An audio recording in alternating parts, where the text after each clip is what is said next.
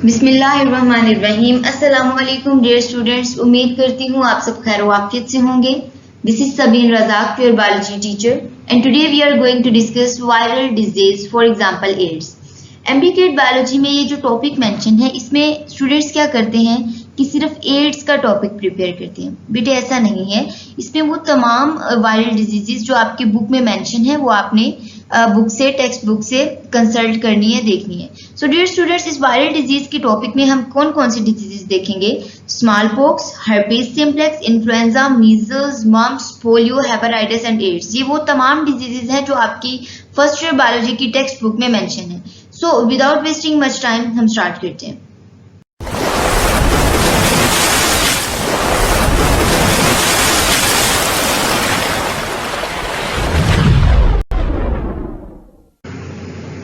Viral diseases. Dear students, जो viral diseases हम discuss करने जा रहे हैं उनके हवाले से एमडीकेट पॉइंट ऑफ व्यू से आपको क्या क्या चीजें पता होनी चाहिए। उनमें सबसे पहले you must know the causative virus, यानी कि इस पर्टिकुलर वायरल डिजीज का पॉजिटिव वायरस कौन सा है, यानी किस वायरस की वजह से डिजीज होती है। फिर नेचर ऑफ वायरस, यानी कि जो वायरस पॉजिटिव वायरस है उस वायरस की नेचर क्या है, उसके अंदर किस टाइप का जीनोम मौजूद है, आया वो इन्वेलप्ड है या नॉन इन्वेलप्ड है। Similarly you must no site of infection of that virus, यानी कि वायरस बॉडी के किस पार्ट पर अटैक करता है, किन सेल्स पर अटैक करता है।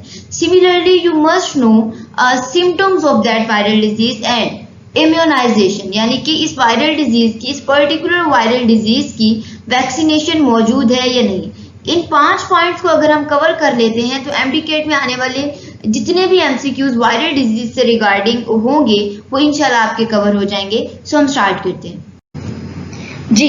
तो dear students, first disease that we are going to discuss is small pox. Small pox के हवाले से आपको ये पता होना चाहिए कि स्मॉल पॉक्स कॉज करने वाला वायरस कौन सा है। दैट इज पोक्स वायरस, यानी कि वो वायरस जो स्मॉल पॉक्स कॉज करता है उसका नेम है पोक्स वायरस। अब पोक्स वायरस की नेचर क्या है, पोक्स वायरस किस टाइप का वायरस है? तो pox virus is a double stranded DNA enveloped virus, यानी कि पोक्स वायरस अपने अंदर डबल स्ट्रैंडेड डीएनए रखता है और ये एक इन्वेलप्ड वायरस है। ठीक हो गया। सिमिलरली साइट ऑफ इन्फेक्शन, यानी कि पोक्स वायरस की साइट ऑफ इन्फेक्शन क्या है, पोक्स वायरस बॉडी के किस पार्ट पर अटैक करता है? तो देयर इज स्किन, यानी कि पोक्स वायरस स्किन पे अटैक करता है। It starts from mouth and tongue, यानी कि माउथ और टंग से ये स्टार्ट होता है और स्किन पे, पूरी बॉडी पे इसकी वजह से क्या बन जाते हैं, पस्ट्यूल्स, वेसिकल्स बन जाते हैं। ओके, तो इसकी साइट ऑफ इन्फेक्शन स्किन है, ये बात आपने याद रखनी है। सिमिलरली स्मॉल पॉक्स की सिम्टम्स क्या है? स्मॉल पॉक्स की सिम्टम्स में आता है रेज्ड फ्लूइड फील्ड वेसिकल्स, यानी कि इस डिजीज के अंदर सबसे पहले फ्लूइड फील्ड वेसिकल्स बनते हैं, यानी कि दाने बनते हैं जिनके अंदर फ्लूइड होता है। और ये जो दाने, ये जो वेसिकल्स हैं वो कन्वर्ट हो जाते हैं लेटर उन पस्ट्यूल्स के अंदर, जो कि पिटेड स्कार्स छोड़ देते हैं, जिन्हें हम पोक्स कहते हैं। ओके, सिमिलरली क्या स्मॉल पॉक्स की इम्यूनाइजेशन, वैक्सीनेशन मौजूद है? तो डियर स्टूडेंट, इसकी इम्यूनाइजेशन हिस्ट्री की अगर बात करें तो 1950s के अंदर इम्यूनाइजेशन डिक्रीज्ड डेंजर, यानी कि 1950 के अंदर इसकी वैक्सीनेशन आई थी, जिसकी वजह से स्मॉल पॉक्स का जो डेंजर था वो कम हो गया था। सिमिलरली 1980s में WHO, वर्ल्ड हेल्थ ऑर्गेनाइजेशन ने डिक्लेयर कर दिया कि small pox has been totally eradicated from the world, यानी कि पूरी दुनिया से स्मॉल पॉक्स खत्म हो चुका है। ये बात वर्ल्ड हेल्थ ऑर्गेनाइजेशन ने 1980 में डिक्लेयर कर दी थी। ओके, तो ये है इसकी इम्यूनाइजेशन हिस्ट्री। सिमिलरली अगर बात करें हर्पीज सिम्प्लेक्स की, तो हर्पीज सिम्प्लेक्स में जो वायरस है वो 2 टाइप्स का होता है, herpes virus type 1 and herpes virus type 2। Herpes virus type 1 और हर्पीज वायरस टाइप 2 की नेचर सेम है, लेकिन इनकी साइट ऑफ इन्फेक्शन डिफरेंट होती है। ओके, सो डियर स्टूडेंट्स, अगर हम बात करें नेचर ऑफ हर्पीज वायरस की, तो उसमें double stranded DNA enveloped viruses हैं हर्पीज वायरसेस, जैसे कि पोक्स वायरस था, यानी कि इसकी नेचर भी पोक्स वायरस की तरह है कि इसके जीनोम में डबल स्ट्रैंडेड डीएनए है और ये एक इन्वेलप्ड वायरस है। अब अगर साइट ऑफ इन्फेक्शन की बात करें तो साइट ऑफ इन्फेक्शन क्या है? स्किन और म्यूकोसल सर्फेसिस, यानी कि जो म्यूकोसल सर्फेसिस और स्किन है वहां पर हर्पीज वायरस अटैक करते हैं।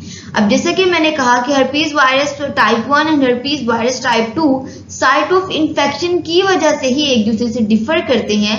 तो हर्पीज वायरस 1 जो है वो माउथ एंड लिप्स पे अटैक करता है, उसके सराउंडिंग एरिया पे अटैक करता है, और हर्पीज वायरस टाइप 2 जेनिटल्स पे अटैक करता है। बाकी इनकी नेचर सेम होती है। ओके, अब इनकी सिम्टम्स क्या है, यानी कि हर्पीज सिम्प्लेक्स की सिम्टम्स क्या हैं। तो हर्पीज सिम्प्लेक्स में वेस्कुलर लेयर्स बनते हैं epithelial layer of ectodermal tissues, यानी कि एपिथेलियल लेयर के अंदर एक्टोडर्मल टिश्यू के जो एपिथेलियल लेयर होते हैं उसमें वेस्कुलर लेयर्स यानी कि वेसिकल्स बन जाते हैं। ओके, अब इम्यूनाइजेशन की बात करें तो डियर स्टूडेंट्स, क्या हर्पीज सिम्प्लेक्स की इम्यूनाइजेशन मौजूद है? तो जी हाँ, हर्पीज सिम्प्लेक्स की इम्यूनाइजेशन मौजूद है जो कि लाइव एटीन्यूएटेड VZV वैक्सीन है। ओके, ये सारी बातें आपने याद रखनी है। सिमिलरली आगे बात करेंगे हम लोग इन्फ्लुएंजा की। इन्फ्लुएंजा जिसे हम फ्लू कहते हैं जनरल लैंग्वेज में। तो इन्फ्लुएंजा कॉज करने वाले वायरस का नेम क्या है? Influenza is caused by influenza virus and influenza virus is single stranded RNA enveloped virus. Okay, similarly what is the site of infection of influenza? तो influenza virus जो है वो attack करता है रेस्पिरेटरी ट्रैक्ट में। Respiratory tract के अंदर throat, knows और लंग्स इंक्लूडेड है। ठीक हो गया। अगर इन्फ्लुएंजा की, फ्लू की अगर सिम्टम्स की बात करें तो बहुत कॉमन है, सबको फ्लू हुआ होगा। Running nose, headache, fever, sore throat and fever. Okay, so dear students, क्या इन्फ्लुएंजा की वैक्सीन मौजूद है? तो यस, इन्फ्लुएंजा की वैक्सीन मौजूद है, but it's vaccine is not much effective. ठीक हो गया। डियर स्टूडेंट्स, नेक्स्ट डिजीज जो हम डिस्कस करने वाले हैं दैट इज मीजल्स। इसे कॉमन लैंग्वेज में हम खसरा कहते हैं और मोस्टली स्टूडेंट्स को बचपन में खसरा हुआ होगा, मीजल्स हुआ होगा। Okay, so what is the positive virus of measles? It is paramyxovirus. Okay, paramyxovirus single stranded RNA enveloped virus है। इसकी जो साइट ऑफ इन्फेक्शन है वो रेस्पिरेटरी ट्रैक्ट है। अब यहाँ पर स्टूडेंट्स गलती करते हैं। क्या गलती करते हैं कि जो पैरामीक्सोवायरस है मीजल्स के केस में, वो उसकी साइट ऑफ इन्फेक्शन चूज करते हैं स्किन, बट ऐसा नहीं है।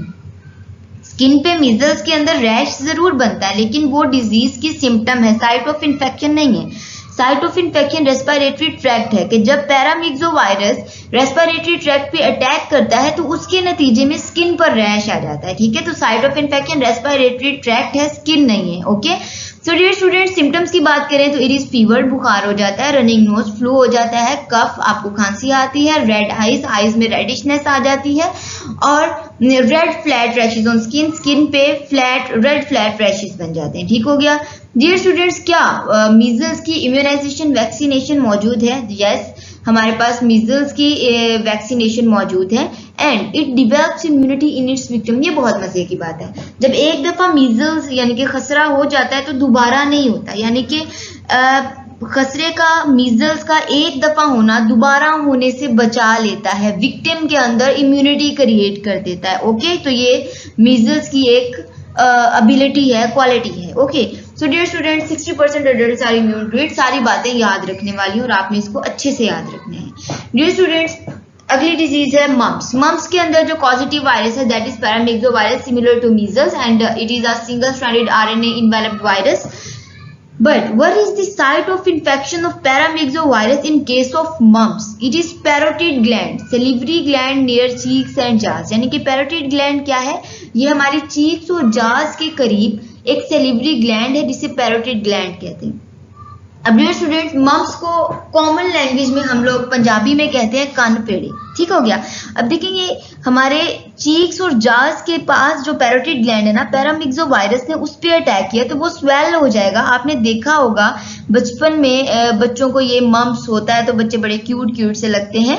ये मम्प्स जो है वो पैरामिक्सोवायरस, इसी को हम मम्प्स कहते हैं, उन कान पेड़ों को हम मम्प्स कहते हैं। ओके, तो वो किस पे अटैक करता है? पैरामिक्सोवायरस पैरोटिड ग्लैंड पे अटैक करता है, जिसकी वजह से ये कान के पास वाली जो जगह होती है वो स्वेल हो जाती है। ठीक हो गया। सो डियर स्टूडेंट्स, इसकी सिम्टम्स क्या होती हैं? It is fever, muscle pain, headache, painful swelling of parotid gland, यानी कि पैरोटिड ग्लैंड जो है वो स्वेल हो जाता है और उसमें पेन भी होता है, हेडेक होता है, सर में दर्द होता है, मसल्स में पेन होता है और फीवर हो जाता है। तो क्या मम्प्स की इम्यूनाइजेशन वैक्सीनेशन मौजूद है? यस, इसकी वैक्सीनेशन मौजूद है। So similar to measles it develops immunity in its victim. ये भी अपने विक्टिम के अंदर क्या क्रिएट कर देता है? इम्यूनिटी क्रिएट कर देता है। Next disease is polio, poliomyelitis. Okay, so dear student, इसका कॉजेटिव वायरस है polio virus. Okay dear students, polio virus की नेचर है कि ये एक single stranded RNA non enveloped virus है। अब तक जितनी भी 6 डिजीजेज हमने पढ़ी हैं उनमें सारे वायरसेस इन्वेलप्ड थे, लेकिन जो पोलियो है वो नॉन इन्वेलप्ड वायरस है। Okay dear student, site of infection की बात करें कि पोलियो कहाँ पर होता है। पोलियो में कि जब हम बात करते हैं ना, ये मुझे भी इंट्री टेस्ट में पूछा गया था ये क्वेश्चन, तो मैंने इसका गलत लगाया था। साइट ऑफ इन्फेक्शन मैंने स्केलेटल मसल्स लगा दिया था, क्योंकि मैंने यहाँ से हिंट लिया कि लिम्स जो है वो पैरालाइज हो जाते हैं, तो वो स्केलेटल मसल पे ही वायरस अटैक करता होगा, बिकॉज मुझे साइट ऑफ इन्फेक्शन के बारे में नहीं पता था। सो डियर स्टूडेंट्स, आपने मेरी तरह स्केलेटल मसल चूज नहीं करना, बल्कि आपने नर्व सेल्स को चूज करना है in the spinal cord and brain stem that control muscle movement. ये जो पोलियो वायरस है ये हमारे पास स्केलेटल मसल्स पे अटैक नहीं करता। हाँ, ऑफ कोर्स हमारे लिम्स पैरालाइज हो जाते हैं, लेकिन पोलियो वायरस स्केलेटल मसल्स पे अटैक नहीं करता, बल्कि ये उन नर्व सेल्स, स्पाइनल कॉर्ड और ब्रेन स्टेम के अंदर मौजूद उन नर्व सेल्स पे अटैक करता है जो कि हमारे मसल के मूवमेंट्स को कंट्रोल कर रहे हैं। ठीक हो गया? उम्मीद करती हूँ अगर आपको ये एमसीक्यूज आया तो आप इसको सही चूज करेंगे। ओके इंशाल्लाह। सो डियर स्टूडेंट्स, अगर हम इसके सिम्टम्स की बात करें तो फीवर, फैटीग, हेडेक, हमारे बुखार हो जाता है, थकन होती है, वॉमिटिंग होती है, और स्टिफनेस ऑफ नेक, यानी कि जो गर्दन है उसमें स्टिफनेस क्रिएट हो जाती है। हमारे लिम्स में, लिम्स क्या होते हैं जिसे हम कहते हैं बाजू और टांगे, उन लिम्स में जो है वो पेन क्रिएट होती है। ठीक हो गया? It lead to irreversible paralysis. ठीक हो गया? यानी कि इसके नतीजे में इरिवर्सिबल पैरालाइसिस हो जाता है, यूजुअली इन लेग्स के अंदर यूजुअली पैरालाइसिस हो जाता है। तो क्या हमारे पास पोलियो की वैक्सीन मौजूद है? यस, हमारे पास पोलियो की वैक्सीन मौजूद है। औरतें घरों में आती हैं कि आपके घर में कोई छोटा बच्चा है तो उसको पोलियो के कचरे पिलवा लें। तो जब भी औरतें यानी कि कचरे पिलाने वाली बाजियां आए तो उनसे आपने बच्चों को कचरे जरूर पिलाने हैं, यानी कि इसकी जो वैक्सीन है वो ओरल ड्रॉप्स की फॉर्म में मौजूद है। हमारे पास पोलियो की जो वैक्सीन है वो हमारे पास मौजूद है। सो डियर स्टूडेंट्स, ये थी हमारे पास 6 डिजीजेज। अब अगर हम देखें तो हमारी ये 6 डिजीज कंप्लीट हो गई। हमारी हेपाटाइटिस और एड्स रह गई है, वो हम नेक्स्ट लेक्चर में देखेंगे। अब तक के लिए इतना ही। हमारे साथ जुड़े रहिए ताकि हेपाटाइटिस और एड्स भी हम आपको अच्छे से समझा सकें। सो डियर स्टूडेंट्स, अपना और अपने पेरेंट्स का ख्याल रखिए। अल्लाह हम सबका हामी नासिर हो। आमीन।